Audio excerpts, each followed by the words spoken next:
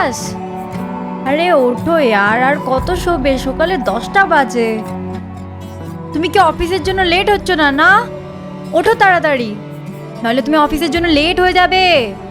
আরে তুই জানা নিজের কাজ কর। আমার ঘুম পাচ্ছে, আমাকে ঘুমাতে দে। যা নিজের কাজটা কর। আরে তুমি যদি এরকম ভাবে শুতেই থাকো তাহলে তোমার এই জবটাও চলে যাবে, আর প্রথম জবটা তো তুমি ছেড়েই দিয়েছো। আরে তুমি জানো না আমাদের টাকার কত দরকার? আরে ওঠো না।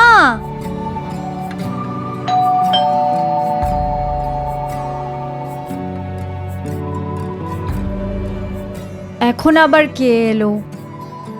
আরে বাড়িওয়ালা চলে আসলো না তো রেন্ট নিতে। আরে অঞ্জলি, সকাল সকাল ক্যাচ ক্যাচ করিস না। আর যা গিয়ে দেখ কে এসেছে দরজাতে। যা। ঠিক আছে আমি দেখছি, তুমি তাড়াতাড়ি ওঠো প্লিজ। হ্যাঁ।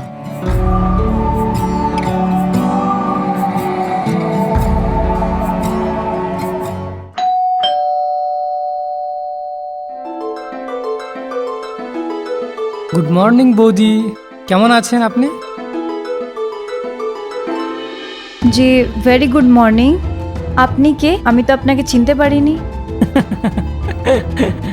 পরিচয়ের জন্য দেখা করাও তো দরকার আছে, আর আপনার আর আমার তো দেখা হয়নি। বাই দ্য ওয়ে, আমি বিকাশের বন্ধু রোহান। বিকাশ আছে বাড়িতে? ও আচ্ছা, তুমি রোহান। হ্যাঁ, ও কালকে বিকাশ আমাকে বলছিল যে তুমি আসবে। আরে আমার মাইন্ড থেকেই বেরিয়ে গেছিল। হ্যাঁ কোনো ব্যাপার না, ভিতরে আসো না তুমি। হ্যাঁ, থ্যাংক ইউ বৌদি।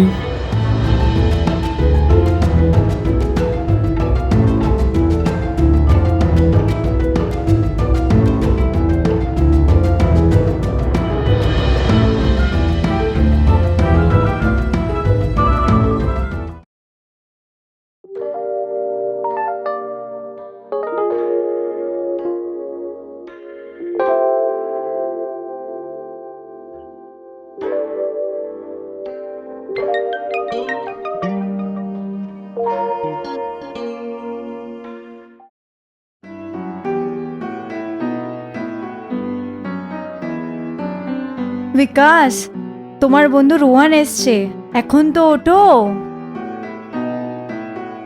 রোহান এসেছে? হ্যাঁ ঠিক আছে, আমি আসতেছি। ঠিক আছে, জলদি ওঠো, আমি কিচেনে আছি। ঠিক আছে জলদি ওঠো তুমি।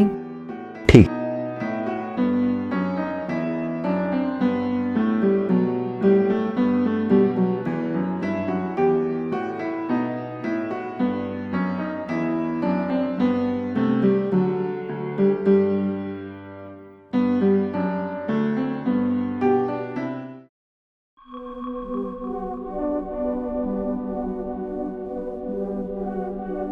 আরে আমার প্রাণের বন্ধু, কেমন আছিস? বাস অনেক ভালো।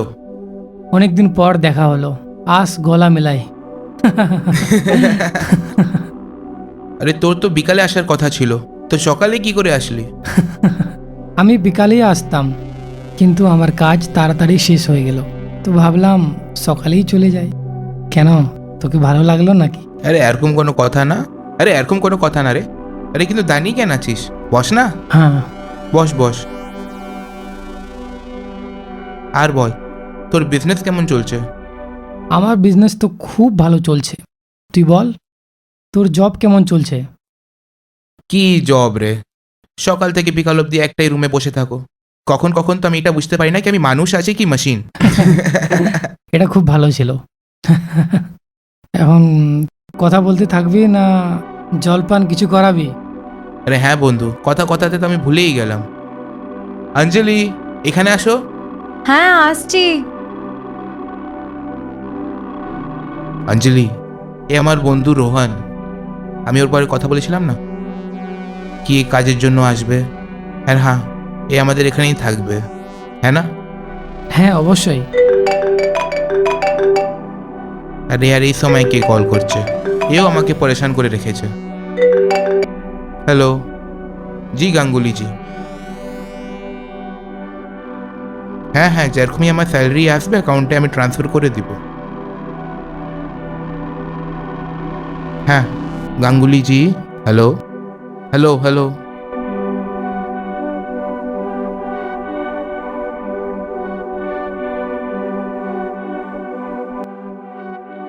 কী হয়েছে বন্ধু? কার কল ছিল? আর তুই এত টেনশন করছিস কেন? ওনারের কল ছিল রে, বলছিল কি যদি রেন্ট না দেই তো ঘরটা খালি করতে হবে। আমার স্যালারি ক্রেডিট হয় নাই, তো আমি কোথার থেকে রেন্ট দিব?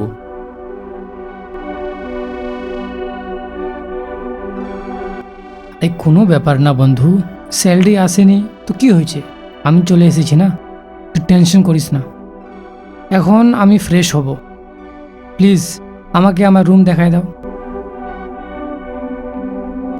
অঞ্জলি, এনাকে না রুমটা দেখিয়ে দাও, আর এনার জন্য চা খাবারও বানাও। হ্যাঁ ঠিক আছে, আসো রোহন, আমি তোমাকে তোমার রুমটা দেখিয়ে দিই। হ্যাঁ হ্যাঁ বৌদি, চলুন।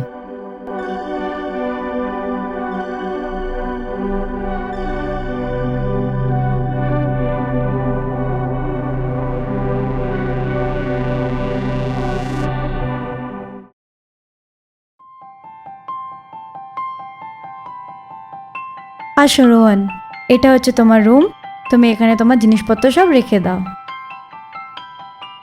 ধন্যবাদ বৌদি। আচ্ছা, এই বাড়িটার রেন্ট কত? ওই তোমার 15,000 টাকার মতো। ব্যাস, মাত্র 15,000? যদি এত বড় বাড়ি আমাদের শহরে হতো তো এটার রেন্ট মিনিমাম 40,000 হতো। এত কম রেন্ট আছে, তাও আমার বন্ধু টাইম টু টাইম রেন্ট দিতে পারছে না কেন? ও আগের টাইমে টাইমে দিয়ে দিত, এখন ওনার জবে প্রবলেম চলছে না, তাই উনি দিতে পারছে না, ওই কারণে কখনো কখনো লেট হয়ে যায়। জব করবে তাহলে এরকমই হবে, কিন্তু বিকাশ ছোটো মোটো বিজনেস করে নেয় না কেন? আরে ও বিজনেসও স্টার্ট করেছিল, তারপরে কিছুদিন পরে ওটাও বন্ধ হয়ে গেল, ওটাতে আমাদের 10 লাখ টাকা লস হয়ে গেল।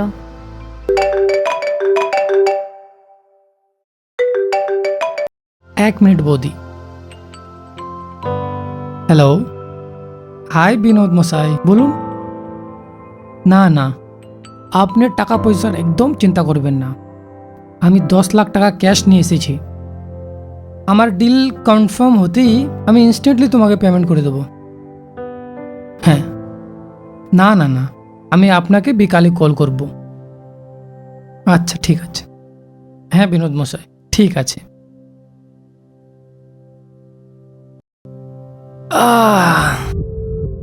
কি হয়েছে রোহন, পেটে ব্যথা করছে কি? হ্যাঁ বৌদি, জানি না কিন্তু সকাল থেকে আজকে পেটে কিছু গড়বড় মনে হচ্ছে, আমি ফ্রেশ হয়ে আসছি। ঠিক আছে।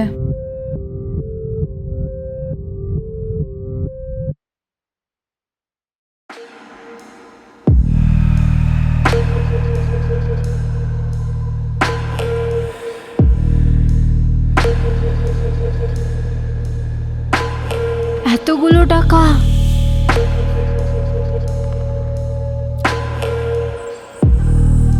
অঞ্জলি, কোথায় তুমি?